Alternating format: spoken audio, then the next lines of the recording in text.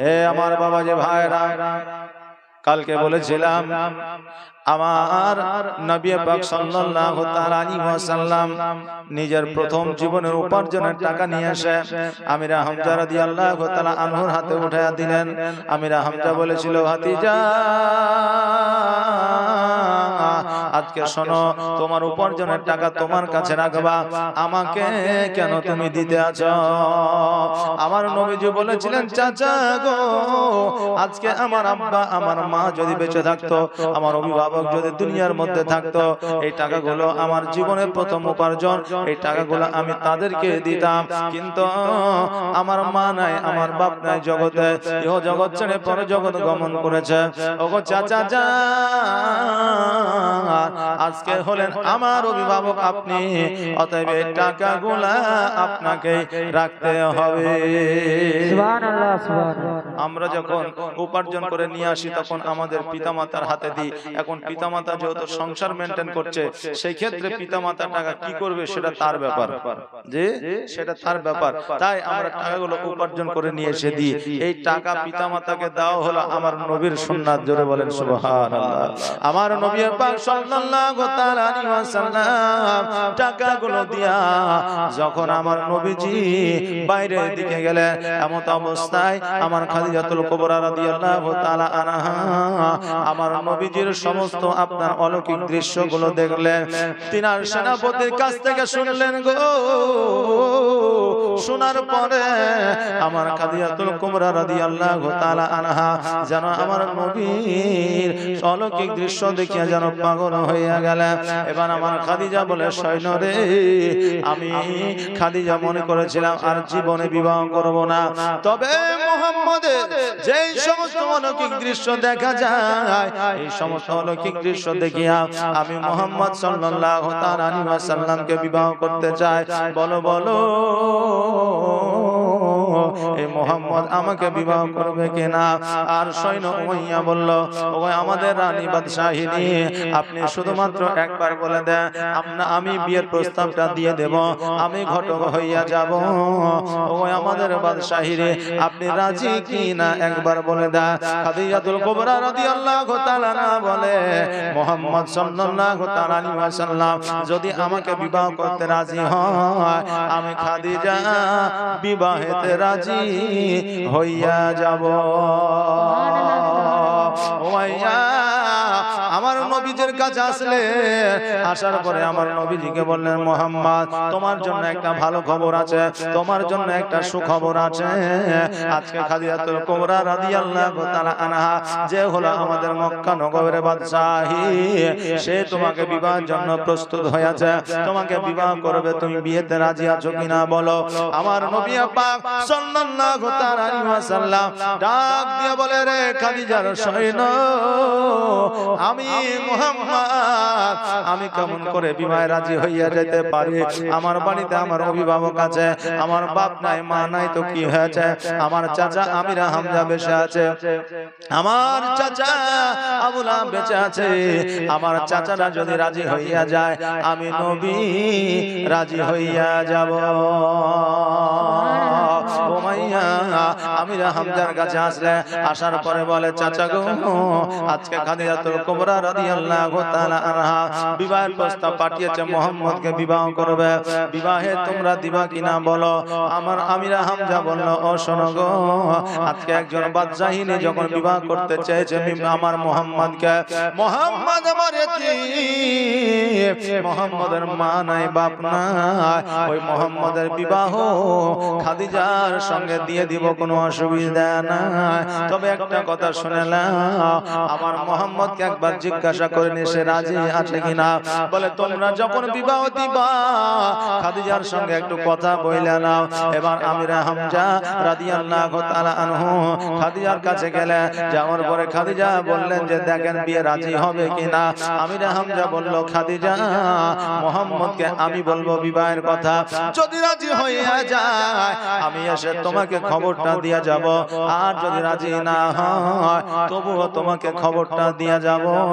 এই বলে আমির হামজা বাড়ির দিকে আসলে সন্ধ্যাবেলায় আমার নবীজিকে জিজ্ঞাসা করে, ও মুহাম্মদ সাল্লাল্লাহু আলাইহি ওয়াসাল্লাম, আজকে খাদিজা বিবাহের প্রস্তাব পাঠাইয়াছে রে, তুমি কি এই বিবাহে রাজি আছো? আমার নবী পাক সাল্লাল্লাহু তাআলা আলাইহি ওয়াসাল্লাম বলে, ও চাচা যান, আমি রাজি আছি কিনা পরের কথা, আপনারা রাজি আছেন কিনা বলে। আপনারা যদি রাজি হইয়া যান আমি নবীজি রাজি হইয়া যাব। আমিরা হামজা বলল, ভাতিজা আমরা তো রাজি আছি, তুমি রাজি কিনা বলো। আমার নবীজি বললেন, চাচা আপনি যখন রাজি আমি নবী রাজি, কিন্তু আমি বিবাহ খাদিজাকে করতে পারি। আমার তিনটা শর্ত আছে, তিনটা শর্ত যদি খাদিজা মেনে নেয় আমি নবী বিয়ে করব। বলে তিনটা শর্ত আমি দিব, এই তিনটা শর্ত যদি মেনে নেয় তাহলে আমি খাদিজাতুল কুবরা রাদিয়াল্লাহু তাআলা আনহাকে বিয়ে করে নেব। বলে তিনটা শর্ত কি কি? নবী আমার বললেন, প্রথম শর্ত হইল ওর যত অট্টালিকা আছে, সম্পদ আছে, ধন সম্পদ আছে, সমস্ত অট্টালিকা ধন সম্পদ গরিব মিসকিন এতিমদের মধ্যে বিলি বন্টন করে দিতে হবে। দ্বিতীয় শর্ত হইল আমি যে কাপড়টা দিব, আমি যে পোশাকটা দিব, ওই পোশাকটা পরিধান করে জীবন যাপন করতে হবে, দ্বিতীয় কাপড় চাইতে পারবে না। তৃতীয় শর্ত হইল এক সপ্তাহ খেতে যদি না পায় আমার কাছে খাবারের জন্য জুলুম করতে পারবে না। এক সপ্তাহ পরে যদি একটা খেজুর খাইতে বসে, ওই সময় যদি একটা ফকির মিসকিন চলে আসে, নিজে না খাইয়া ওই খাবারটা ফকির মিসকিনকে দিয়ে দিতে হবে। আমিরা হামজা বলছে হবে না। আমির হামজা বলছে হবে না। বলে কেন হবে না? বলে একজন রানী সমস্ত সম্পদ বিলীন করতে পারে না, দান করতে পারে না, খৈরাত করতে পারে না। একজন রানী এত কাপড় তার আলমারিতে ঢুকানো আছে যে কোন কাপড়টা কখন পরবে সে নিজেও জানে না। আর খাদিজা এক সপ্তাহ দূরের কথা, খিদে লাগলে খাবারের অভাব থাকে না। ওই খাদিজা কেমন করে এক সপ্তাহ তোমার কাছে অনাহারে থাকবে? বিবাহ হবে না, এই শর্ত খাদিজা মেনে নিবে না। আমার নবীজি বললে, চাচা গো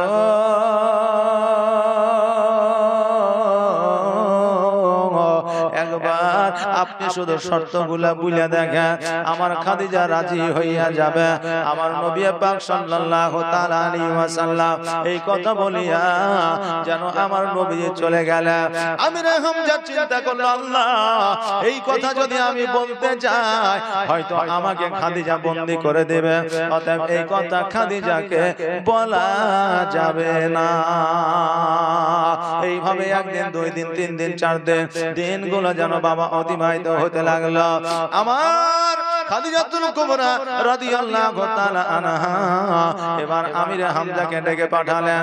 আমির হামজা গুটি গুটি পায়ে গেলেন, যেন আপনার ভয় ভয় ভয় ভয় করে, না জানি কি বলবে, যেহেতু একজন বাদশাহিনী, একজন রানী। আমার আমির হামজা মাথাটা নিচু করে দাঁড়ায় আছে। খাদিজা বললে, চাচা গো আমি যে বিবাহের প্রস্তাব পাঠিয়েছিলাম, আমি যে বিবাহের দাওয়াতটা দিয়েছিলাম, আমি যে বিবাহের প্রস্তাবটা আপনার কাছে জানবো বলেছিলাম, সেটা কি হলো? মুহাম্মদ বিয়েতে রাজি হয়নি নাকি? আমার আমির হামজা বলল, ও খাদিজা আমার মুহাম্মদ ভাতিজা বিয়েতে রাজি হয় না।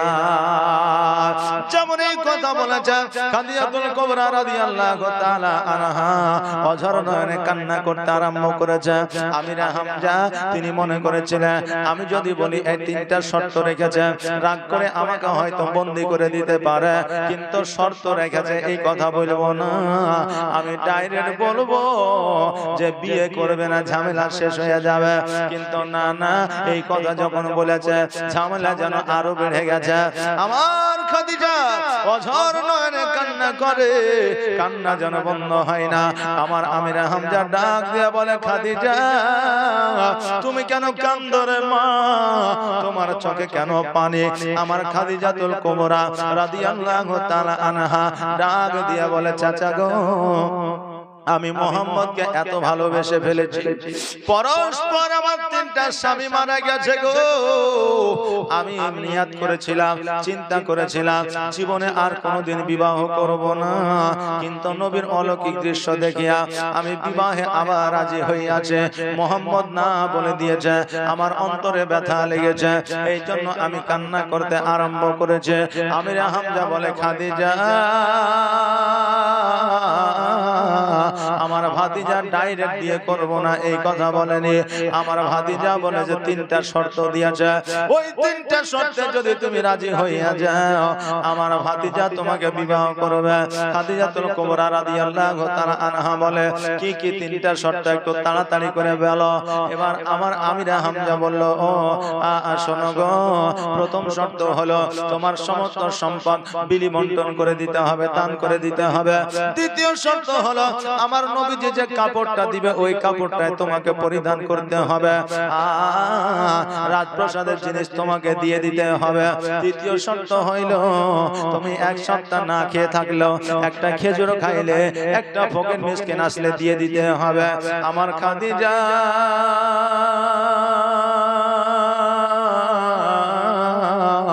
আমার আমির হামজাকে ডাক দেয়া বলে চাচা গো আর কোন শর্ত আছে নাকি বলে।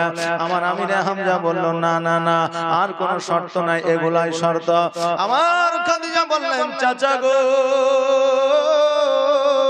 এই তিনটা শর্ত তো দূরের কথা, আজকে নবী যদি চাইতো যে খাদিজার কলিজার দরকার আছে, প্রয়োজন আছে, আমি খাদিজা অট্টালিকা তো দূরের কথা, কাপড় শাড়ি তো দূরের কথা, আমি খাদিজা খুশি মনে নবীর প্রেমে আমার কলিজা বার করে দিতাম। জোরে বলেন সুবহানাল্লাহ। আমি খাদিজা কলিজা বার করে দিতাম। আমি তিনটা শর্তে রাজি আছি, আমার নবীজি আমাকে বিবাহ করবে কিনা একবার জিজ্ঞাসা করো। আমার আমির হামজা রাদিয়াল্লাহু তাআলা আনহু বললেন ও খাদিজা আমার মোহাম্মদ বলেছে তিনটা শর্তে রাজি হইয়া গেলে বিয়ে করবে, অতএব তুমি যখন তিনটা শর্ত মেনে নিয়েছো তখন আমার মোহাম্মদ তোমাকে বিবাহ করে নেবে। এবার আমার নবীজিকে গিয়ে জানালেন, নবী আমার রাজি হইয়া গেলেন। খাদিজাতুল কুবরা রাদিয়াল্লাহু তাআলা আনহা উনিও যেন আপনার রাজি হইয়া গেলেন। রাজি হইয়া যাওয়ার পরে এবার বাবাজি বিবাহ হবে। আমার নবী পাক সাল্লাল্লাহু তাআলা আলাইহি ওয়াসাল্লাম সেই আমলে বিবাহ করেছিলেন। একটা নয়, দুইটা নয়, তিনটা নয়, পাঁচটা নয়, সাতটা নয়, আটটা নয়, 10টা নয়, 20টা নয়, 70টা ও আমার খাদিজাকে আমার নবীজি মোহরানা দিয়েছিলেন। জোরে বলেন সুবহানাল্লাহ। আজকে জগতে আমরা এখনো এমন স্বামী আছি যে এখনো পর্যন্ত বিবিদের মোহরানা আদায় করি না। বিবিদের মোহরানা এখনো পর্যন্ত অনেক স্বামী আছে আদায় করে না, অথচ আমার বিবিকে একবার বলিও না যে তোমার মোহরানা আমি এখনো আদায় করতে পারিনি, তা আমি হয়তো আর দিতে পারবো কিনা, তো তুমি আমাকে ক্ষমা করে দিও, আর যদিও দিতে পারি তো আমরা দিই না। জি এরকম আছে না নাই? মোহরানার ক্ষমা নাই। ওই বিবি যদি কিয়ামতের দিন আপনাকে ধরে মোহরানার ক্ষমা আপনি পাবেন না। যেহেতু মোহরানা আমাদের নগদি করে দেওয়া ভালো, কিন্তু এখন বর্তমানে বাকি ছাড়া মোহরানা বুঝি না। আমার নবীজি 70টা মোহরানা দিয়েছিলেন। আর খাদিজাতুল কুবরা রাদিয়াল্লাহু তাআলা আনহাকে বাবাজি বিয়ে করেছিলেন। আমার নবীজি যখন খাদিজাতুল কুবরা রাদিয়াল্লাহু তাআলা আনহাকে বিবাহ করলেন, প্রথম রাত্রি যখন খাদিজা আর আমার নবীজি এক ঘরে আছেন গো, আমার খাদিজাতুল কুবরা রাদিয়াল্লাহু তাআলা আনহা উনি যেন ঘুমায় গেছেন। মধ্যরাত্রিতে আপনার চেতন পেয়ে গেছে, মধ্যরাত্রিতে আপনার জেগে উঠেছে। জেগে ওঠার পরে ডান দিকে যখন তাকায়া দেখে নবী না, বাম দিকে যখন তাকায়া দেখে নবী না। নবী কোথায় গেল, কোন জায়গায় গেল, কি ব্যাপার, কি খবর? নামার জন্য খাদিজা যেন আর ঘুমায় না, ঘর থেকে বাহির হয়ে গেলেন। সারা রাত প্রসাদ খুঁজলেন, সারা রাত প্রসাদ খোঁজার পরেও আমার নবীজিকে যেন খুঁজে পাওয়া যায় না। প্রথম বিবাহের পরে গো, স্ত্রী যদি বিছানায় না থাকে, স্বামী যদি বিছানায় না থাকে, স্বামী আর স্ত্রী কারোরই ঘুম হবে না। আমার খাদিজা যেন রাজপ্রাসাদে খুঁজলেন, নবীকে খুঁজে পাইলেন না। নবী নবী করে জানো আমার খাদিজা পাগল হয়ে গেলেন। খাদিজাতুল কুবরা রাদিয়াল্লাহু তাআলা আনহা রাজপ্রাসাদ থেকে বাইর হইলেন। যে খাদিজা ছিলেন বাদশাহিনী, যে জীবনে কোনোদিন একাই রাজপ্রাসাদ থেকে বাইর হয় না, জীবনে চপ্পল ছাড়া আপনার রাজপ্রাসাদ থেকে বাইর হয় না, জীবনে ঘোড়া ছাড়া রাজপ্রাসাদ থেকে বাইর হয় না, জীবনে উট ছাড়া রাজপ্রাসাদ থেকে বাইর হয় না। ওই খাদিজা স্বামীর টানে বাইর হইলে নবীকে আমার খুঁজতে খুঁজতে যেন বাবা যে শুভে সাদেক হয়ে গেল। হঠাৎ করে তাকায়া দেখছে যেন আমার নবীজি একটা পাহাড়ের উপরে যেন সিজদায় পড়ে ইয়া হাবলি উম্মতি উম্মতি বলে কাঁদে। আমার খাদিজা যেন চকচক করে আমার নবীজিকে দেখতে পায়। এবার খাদিজা গুটি গুটি পায়ে পাহাড়ের কাছে আগায়া গেলে, এবার পাহাড়ের কাছে আগায়া যাওয়ার পরে এবার পাহাড়ে ওঠার চেষ্টা করে কিন্তু উঠতে পারে না। যেই পাহাড়ে সিঁড়ি নাই, রাস্তা নাই, ওই পাহাড়ে একজন মহিলা কেমন করে উঠবে? যে মহিলা জীবনে কোনদিন পাহাড়ে ওঠে না, ওই মহিলা পাহাড়ে ওঠার চেষ্টা করে কিন্তু কোন রকম ভাবে উঠতে পারে না। হামাগুড়ি দিয়ে হাঁটুর সাহায্যে আর হাতের সাহায্যে আমার খাদিজাতুল কুবরা রাদিয়াল্লাহু তাআলা আনহা উনি যেন বাবা পাহাড়ের উপরে পৌঁছালেন। পাহাড়ের উপরে পৌঁছানোর পরে আমার নবীজি যেন বুঝতে পারলেন, নবী আমার ইয়া হাবলি উম্মতি উম্মতি বলে কাঁদে। নবী আমার সিজদা থেকে মাথাটা উঠায়া খাদিজাকে ডাক দিয়ে বলে, খাদিজা কি ব্যাপার, তুমি আমার কাছে এসেছো? খাদিজা ডাক দিয়া বলে, ইয়া রাসূলুল্লাহ, ইয়া হাবিবাল্লাহ, নবী গো,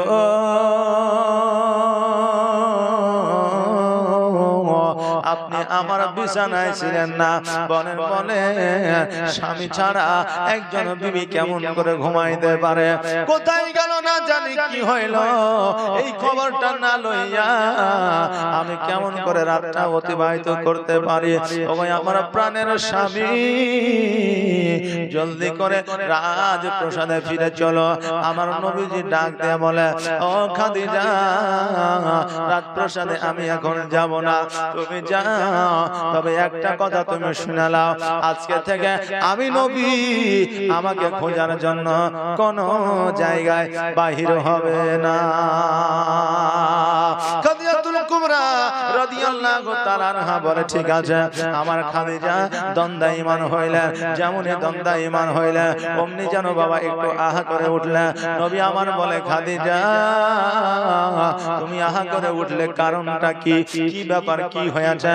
আমার খাদিজাতুল কুবরা রাদিয়াল্লাহু তাআলা আনহা বলে, ইয়া রাসূলুল্লাহ, ইয়া হাবিবাল্লাহ, নবী গো, আমি জীবনে কোনোদিন পাহাড়ে উঠি নাই, আজকে পাহাড়ে উঠতে গিয়া আমার হাঁটু খাম হয়ে গেছে, আমার হাতের কহিনা খাম হয়ে গেছে। আমার নবীজি ডাক দিয়ে বলে, খাদিজা কোন জায়গা খাম হয়েছে একবার দেখে। আমার খাদিজাতুল কুবরা রাদিয়াল্লাহু তাআলা আনহা যখন আমার নবীজিকে ক্ষত বিক্ষত জায়গাগুলো দেখালেন, আমার নবীজি নিজের মুখের থুতু মুবারক লাগায়া দিলেন। যেমনই থুতু মুবারক লাগা দেওয়া, আমার খাদিজাতুল কুবরা রাদিয়াল্লাহু তাআলা আনহা বলে, খোদার কসম করে বলি, আমার নবী যখন আমার হাঁটু মুবারকে থুতু লাগায়া দিয়েছে, ওই জায়গা দাগ তো দূরের কথা, ভালো হওয়া তো দূরের কথা, ওই জায়গাটায় দাগ পর্যন্ত ছিল না। জোরে বলেন না সুবহানাল্লাহ। ওগো দিওয়ানা হইয়া ডাকি তোমায়, সারা দাও না গো একবার। ওগো পাগল হইয়া সারা দাও না গো একবার ও গো দিওয়ানা হইয়া ডাকি তোমায় সারা দাও না গো একবার আর প্রথম যেদিন আসিলে ভবে আর জিন্ন ইনসা দরুদ পড়ে কত গৌরবে আর প্রথম যেদিন আসিলে ভবে আর জিন্ন ইনসা দরুদ পড়ে কত গৌরবে জাগা রহমতের সীমানা